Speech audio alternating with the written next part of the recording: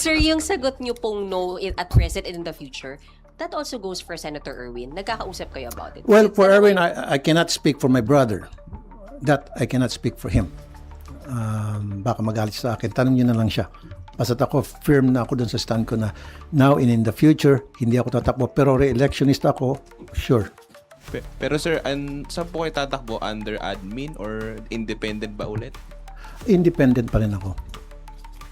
Yeah. Pero I will support doon sa nakita kong kandidato na katugma ng aking advokasya.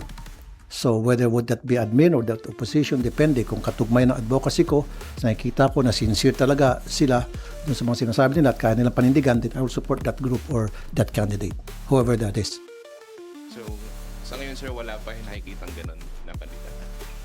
Well, may mga nagsasabi, hindi pa naman kumpleto. Sino pa nagde-declare? Si BP Sara, si Sen BP Sara lang?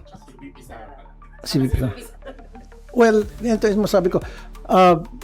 Best of luck ang wish ko kay BP Sara at sa lahat ng mga nag-aspire na maging kandidato for the presidency sa 2028. All of them, whether that will be BP Sara, Senator Risa Ontiveros, John Vic Revulla, Leni Robredo, sino pa ba? Yung Chis Escudero.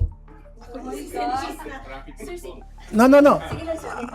I mean, yung mga nababalita, Bam Aquino, Kiko Pangilinan, yeah. Well, kaya nga, Mark Villar, wala. Now, kung sino man sa lahat sila na magde-declare, from my heart, my wish for them is best of luck.